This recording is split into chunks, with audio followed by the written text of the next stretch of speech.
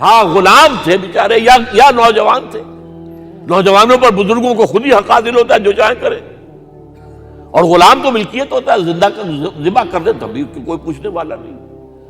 تو جو بیت رہی تھی بلال پر, ابو فقیہ پر, زنیرہ پر, جو ان پر بیت رہی تھی, جو خباب پر بیت رہی تھی, جس طرح ہلاک کیا گیا ہے حضرت سمیہ کو, حضرت یاسر کو, یہ ساری تکلیفیں انہیں بھی تھیں. لیکن کیا اس کا یہ بالواسطہ ایذا محمد کے لیے نہیں تھا صلی اللہ علیہ وسلم. آپ کے ساتھی آپ کی جانثار ہیں, لیکن آپ ان سے بھی کیا کہیں, فصبروا فصبروا فصبروا. جب ابو جہل بدترین ٹارچر کر رہا تھا حضرت سمیہ اور حضرت یاسر کو رضی اللہ تعالی عنہما, آپ کے علم میں ہے کیسی کیسی ٹارچر کی ہے. جوان بیٹے کو باندھ دیا ایک ستون کے ساتھ, اس کی نگاہوں کے سامنے برہنہ کیا ہے ماں کو.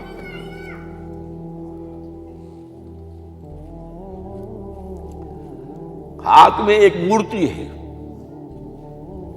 جب تنگ آ گیا, ستا کر تنگ کر کے مار مار کے حضرت سمیہ ٹس سے مس نہیں ہو رہی. کہتا ہے تم ایک دفعہ کہہ دو سمیہ کہ ہاں اس مورتی میں بھی کچھ ہے, میں تمہیں چھوڑ دوں. انہوں نے تھوک دیا, برچھا مارا ہے شرمگاہ کے اندر.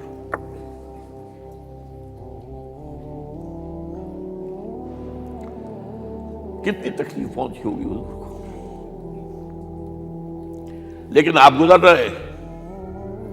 اصبروا یا آل یاسر فإن موعدکم الجنہ. اے یاسر کے گھر والوں صبر کرو, تمہارے استقبال کی تیاریاں ہو رہی ہیں جنت. یہ سیرت کچھ بناتا سناتا ہے, یہ سیرت. یاسر کے ساتھ کیا کیا ہے, 4 اونٹ نر سانڈ, اور ان کے ساتھ رسے باندھ کر ایک رسے سے ان کا ایک بازو باندھا, ایک سے دوسرا بازو, ایک سے ایک ٹانگ, دوسرے سے دوسری ٹانگ. انہیں دوڑایا ہے کہ پرکھتے ہو جیسے قسم کے.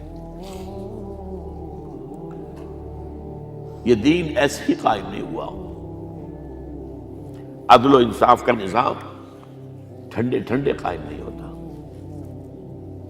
گھر میں آرام سے بیٹھے ہوئے قائم نہیں ہوتا. اور سنیے, 3 برس شیب بنی ہاشم کے تو قید ہے, 3 برس. اور یہاں کی قید پر قیاس نہ کریں. یہاں تو جیل میں کھانے کو ملتا ہے, راشن ملتا ہے, جیسا بھی ملتا تو ہے نا. اور لیڈروں کے لیے تو class A class B class ہے. اب تو ان کا تو لیڈر تو لوگ جب آتے ہیں جیل کاٹ کر معلوم ہوتا ہے کہ شاید کسی صحت افزا مقام سے تشریف لا رہے ہیں. وہاں کیا تھا, ٹوٹل بائیکاٹ. ایک گھاٹی, ادھر پہاڑ ادھر پہاڑ, دونوں طرف جو ہے پہرے, کوئی کھانے پینے کی چیز اندر نہیں جائے گی. اور پورا خاندان بنی ہاشم, وہ بھی کہ جو ایمان نہیں لائے, وہ قبائلی زندگی تھی نا. بنو ہاشم چونکہ حضور کو پشت پناہی چھوڑنے کو تیار نہیں ہوئے, ابو طالب نے آخری وقت تک بھی ساتھ نہیں چھوڑا. ہاں آخری وقت کے قریب ایک بات ہو گئی تھی. ایک مرتبہ تو ہوا کہ وفد آیا ہے قریش کا کہ اپنے بھتیجے کو روک لو, وہ ہمارے معبودوں کی توہین کرتا ہے. ابو طالب نے بلایا اور آپ سے کہا کہ یہ کچھ اپنے رویے کو بدلے. آپ نے فرمایا چچا جان, اب تو چاہیے میرے ایک ہاتھ پر سورج اور دوسرے پر چاند رکھ دے, میں اپنے اس مشن کو چھوڑ نہیں سکتا. یہ ہے استقامت. اور ابو طالب کے عین انتقال کے وقت جو معاملہ ہوا, جب وفد آیا ہے کہ ٹھیک ہے اب ہمارا جو ہے صبر کا پیمانہ لبریز ہو گیا ہے, اب ٹھیک ہے آ جاؤ میدان میں, تم بھی ساتھ چھوڑنے کو تیار نہیں ہو. ابو طالب نے بلایا اس کو, بھتیجے مجھ پر اتنا بوجھ نہ ڈالو جو میں برداشت نہ کر سکوں.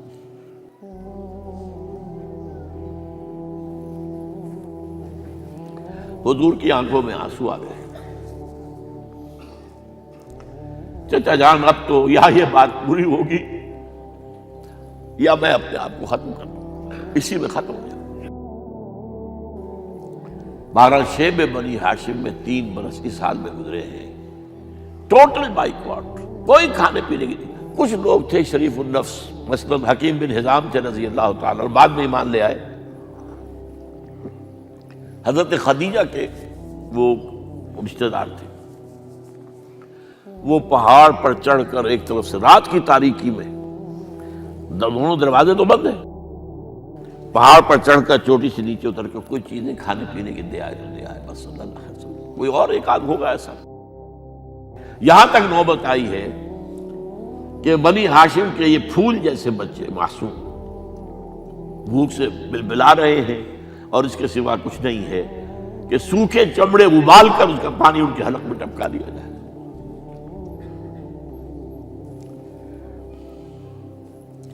اور جو ہوا وادی طائف میں، جب مکے والوں نے فیصلہ کر لیا کہ آپ قتل کر دو، ابو طالب بھی فوت ہو چکے ہیں، اب کوئی اندیشہ نہیں، کوئی خانہ جنگی شروع نہیں ہوگی، کوئی انٹرا ٹرائبل وار نہیں ہوگی، تو آپ طائف گئے ہیں۔ شاید وہاں کے 3 سردار تھے بڑے، اور یہ طائف اصل میں قریشی کا سمجھیے کہ یہ ان کا گرمیوں کا یہ صحت افزا مقام تھا۔ یہ تمام جو سردار تھے مکے کے، ان کی جائیدادیں وہاں تھی، باغات تھے، اور وہاں کے بھی 3 سردار تھے، تو شاید ان میں سے کسی کو اللہ توفیق دے دے۔ وہاں گئے ہیں اور صرف ایک ساتھ ہیں، حضرت زید بن حارثہ، حضرت ابو بکر بھی ساتھ نہیں تھے، سائے کی طرح ساتھ رہنے والا بھی ساتھ نہیں تھا۔ وہاں جا کر جو آپ نے تینوں سے بات کی ہے، تینوں نے وہ باتیں کہی ہیں جو کلیجے کو چیر جائیں۔ تمہارے سوا کوئی اللہ کو نہیں ملا تھا رسول بنانے، جاؤ چلے جاؤ۔ ایک کہتا ہے فوراً چلے جاؤ یہاں سے، اس لیے کہ ہو سکتا ہے کہ تم سچے ہو تو کہیں میں تمہاری توہین نہ کر دوں، اور یہ بھی ہو سکتا ہے تم جھوٹے ہو تو جھوٹے کو میں منہ نہیں لگانا چاہتا۔ 3 دن کی یہ سختی، اور اس میں کیا ہو رہا ہے، اسٹریٹ ارچنز جو کہلاتے ہیں ہمارے یہاں، چھوکرے گلیوں کے، انہیں اشارہ کر دیا ذرا ان کی خبر لو، اب وہ پتھراؤ کر رہے ہیں۔ جیسے ہمارے ہاں کوئی آ جاتا ہے، کوئی نیم پاگل یا کوئی اور کسی طرح کا مست قسم کا آدمی، اور اس کے اوپر چھوکرے چاروں طرف ہوں اور ستا رہے ہوں، یہ نقشہ تھا، اور طائف کی گلیاں تھیں، اور محبوب رب العالمین تھے۔ ادھر سے پتھر آ رہے ہیں تو زید بن حارثہ رکاوٹ بن گئے ہیں، لیکن پیچھے سے آ رہے ہیں، وہ کیسے روکیں گے؟ پیچھے جاتے ہیں تو ادھر سے آ رہے ہیں۔ جسم لہو لہان ہے، خون رس رس کر زخموں سے جوتیوں میں آ کے جم گیا ہے۔ پھر وہاں سے آپ نکل کر گئے ہیں، ایک باغ میں تھوڑی سی پناہ لی ہے تھوڑی دیر کے لیے، جوتے بڑی مشکل سے اترے ہیں، خون جمع ہوا، اور وہ جو پھر دعا نکلی ہے آپ کے، وہ کلیجے کو چیر جانے والی ہے۔ اللہم الیک اشکو ضعف قوتی وقلت حیلتی وحوانی علی الناس، اے اللہ تیری جناب میں فریاد لے کر آیا ہوں، اپنی قوت کی کمی کا، اپنے وسائل کی کمی کا، اور لوگوں میں جو رسوائی ہو رہی ہے، الی من تکلنی الی بعید یتجہمنی اور الی عدو ملکت امری، مجھے کس کے حوالہ کر دیا ہے، مجھے دشمن کے حوالے کر دیا جو چاہے میرے ساتھ کر گزرے۔ فریاد ہے کہ نہیں؟ بڑی زوردار فریاد ہے، بڑی زوردار، لیکن پھر مقام عبدیت کا ظہور ہوتا ہے۔ ان لم یکن علی غضبک فلا ابالی، اے اللہ اگر تو ناراض نہیں ہے، مجھے اندیشہ یہ ہو گیا کہ کہیں تو ناراض تو نہیں ہو گیا ہے، کہیں تو نے میرا ساتھ تو نہیں چھوڑ دیا ہے، اگر تو ناراض نہیں ہے تو مجھے کوئی پرواہ نہیں، جو ہو سو سر تسلیم خواہ میں جو مزاج یار میں آئے۔ واپس آئے ہیں تو مکے میں داخل نہیں ہو سکتے تھے، وہاں تو قتل کا فیصلہ ہو چکا، باہر ہی آپ نے ڈیرا لگایا، زید بن حارثہ کو بھیجا، فلاں شخص کے پاس جاؤ کہ تم اگر امان میں لے لو محمد کو تو محمد آ جائیں، میں تو میری یہ پوزیشن نہیں ہے، میں قریش کے مقابلے میں امان نہیں دے سکتا۔ دوسرے کے پاس بھیجا، اس نے بھی کچھ ایسے جواب دے دیا۔ تیسرے کے پاس جب گئے حضرت زید، مطعم بن عدی، اس نے کہا ٹھیک ہے، میں امان دیتا ہوں محمد کو، وہ آ جائے مکے میں۔ حضور سے آگے کہا، حضور نے فرمایا نہیں جا کر کہو، آ کر لے کر جا۔ کیوں؟ کیا پتا اچانک جو ہے میرے داخل ہوتے ہی کوئی مجھ پر حملہ کرے، قتل کر دے۔ وہ تو یہ کہہ سکے کہ ہمیں کیا پتا تھا کہ مطعم نے جو ہے امان دی ہے، I never knew it۔ اب یہ قبیلے کے اندر یہ ہوتا تھا کہ ایک نے امان دے دی، سب کی طرف سے امان۔ لہذا حضور نے فرمایا آ کر لے کر جاؤ۔ وہ اپنے 6 بیٹوں کو ہتھیار سجا کر لے کر آیا ہے اور پھر لے کر گیا حضور کو، کہتا ہوا گزر رہا ہے راستے میں، لوگوں سن لو محمد میری امان میں ہے صلی اللہ علیہ وسلم۔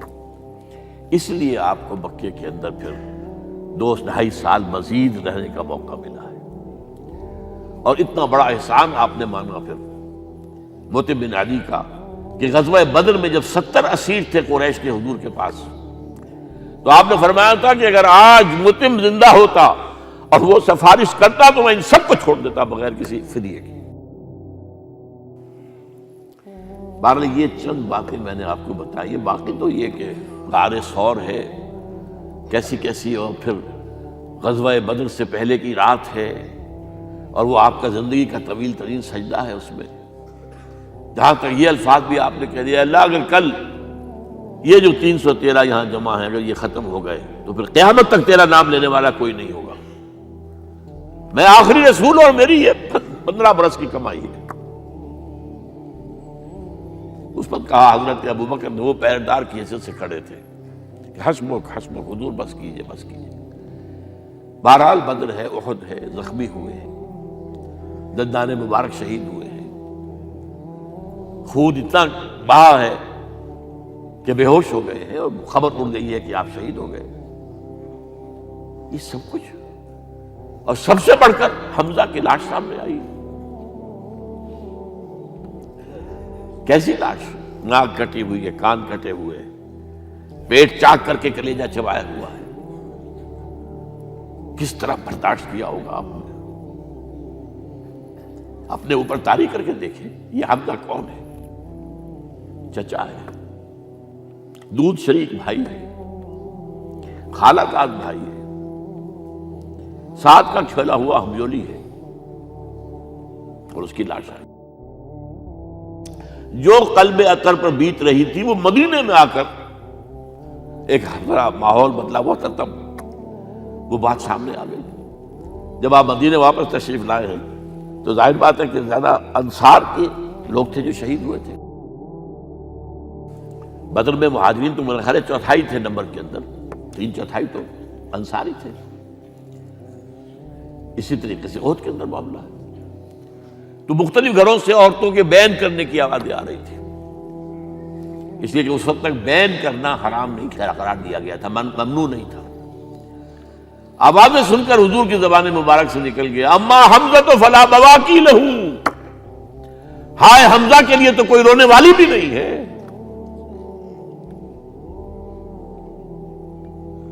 اس پر پھر صحابہ نے، انصار نے اپنے ہاں کی خواتین کو حضرت صفیہ کے یہاں بھیجا، وہ سگی بہن تھی، وہاں انہوں نے جا کے یہ بھی تعزیت کی بہن کی۔ غزوہ احزاب کا آپ نے سنی لیا، اسوہ رسول پر نہ معلوم کیا کیا باتیں چیز لوگوں میں مشہور ہو گئی ہیں۔ اسوہ کا لفظ آیا کہاں ہے قرآن میں؟ سورہ احزاب میں۔ وہ اسوہ کیا تھا؟ جب خندق کھودنے کا فیصلہ ہوا ہے تو خندق کھود رہی ہے، حضور بھی لگے ہوئے ہیں، بھاری بھاری پتھر اٹھا کر کندھے پر لا کر باہر پھینک رہے ہیں، پتھریلی زمین تھی، ایک پتھر کسی سے ٹوٹا نہیں تھا، تو حضور نے جو ہے 3 دفعہ جو اس کے اوپر ضرب لگائی تب ٹوٹا ہے۔ لیکن یہ کہ کئی دن کے فاقے ہو چکے تھے، کھانے کو کچھ نہیں، پورا محاصرہ تھا، 12,000 کا لشکر گھیرے ہوئے، یہاں تک کہ آپ کو معلوم ہے کہ گھروں کے اندر بیت الخلا تو نہیں ہوتے، باہر جاتے تھے قضاء، اس کا کوئی امکان نہیں۔ شدید ترین آزمائش جو ہوئی ہے اس کا نتیجہ ایک طرف یہ نکلا کہ منافقین کا نفاق ان کی زبانوں پر آ گیا۔ قرآن مجید میں ہے یہ انہی آیات میں، ما وعدنا اللہ ورسولہ الا غرورا، ہمیں تو اللہ اور اس کے رسول نے دھوکہ دے کے بروا دیا۔ ہم سے کہا تھا کہ قیصر و کسریٰ کے خزانے تمہارے قدموں میں آئیں گے، اور حال یہ ہے کہ اب رفع حاجت کے لیے باہر نہیں جا سکتے، کھانے کو کچھ نہیں۔ اس وقت کچھ صحابہ آئے ہیں حضور صلی اللہ علیہ وسلم سے، دیکھیے فاقے سے قبر دوہری ہوئی جا رہی ہے، ہم نے اپنے پیٹوں پر پتھر باندھے ہوئے، چادروں کے ساتھ پتھروں کو کسا ہوا تاکہ قبر سیدھی رہے۔ حضور نے اپنا کرتا مبارک اٹھا کر دکھایا، 2 پتھر بنے ہوئے۔ یہ ہے اسوہ، یہ ہے آپ کی سنت، آپ کا اسوہ حسنہ۔ لیکن اس اسوہ حسنہ سے فائدہ کون اٹھا سکتا ہے؟ لقد کان لکم فی رسول اللہ اسوۃ حسنۃ لمن کان یرجو اللہ والیوم الآخر وذکر اللہ کثیرا۔ اسوہ تو اپنی جگہ ہے، قرآن میں ہدایت سب کے لیے، ھدی للناس، لیکن فائدہ اٹھائیں گے صرف متقین، ھدی للمتقین، ہے سب کے لیے، اسوہ سب کے لیے ہے، لیکن استفادہ وہی کر سکے گا جو 3 شرطیں پوری کرے: اللہ اور یوم آخر پر ایمان، اور اللہ کا ذکر کثرت کے ساتھ کرے۔ بہرحال یہ میں نے آپ کے سامنے اس حوالے سے رکھا ہے، یہ اسوہ جو ہے حضور کا، یہ ہم پر اتمام حجت ہے۔ دیکھیے نوٹ کیجئے، پوری نوع انسانی پر اتمام حجت، اسلام کا نظام عدل اجتماعی جو قائم کر کے دکھا دیا، حجت قائم ہے۔ اسے انگریزی میں کہتے ہیں اٹس ڈویبل، کیا جا سکتا ہے، یہ کام ہو سکتا ہے، اس لیے کہ زمین پر قدم بقدم چل کر یہ انقلاب آیا، محنت سے آیا، مشقت سے آیا، ایثار سے آیا، قربانیوں سے آیا، تکلیفیں جھیل کر آیا، صبر و مصابرت سے آیا، استقامت و مقاومت سے آیا۔ یہاں پر معجزوں کی کار فرمائی نہ ہونے کے برابر ہے۔ یہاں دھوپ سے بچانے کے لیے کوئی اللہ نے صاحبان نہیں دیا، ظل اللہ علیکم الغمام، اور بھوک سے بچانے کے لیے من و سلوہ نازل نہیں ہوئے۔ غزوہ تبوک میں ایسا بھی ہوا ہے کہ 3 مجاہدین کا 24 گھنٹے کا راشن ایک کھجور، ایک نے منہ میں رکھی، کچھ چوس لی، کچھ گلوکوز چلا گیا اس میں سے، دوسرے کو دے دی، اس نے چوس لی، پھر تیسرے کو۔ من و سلوہ نازل نہیں ہوئے۔ محنت، مشقت، ایثار، قربانی، صبر، مصابرت، استقامت، مقاومت، یہ ہے اسوہ رسول۔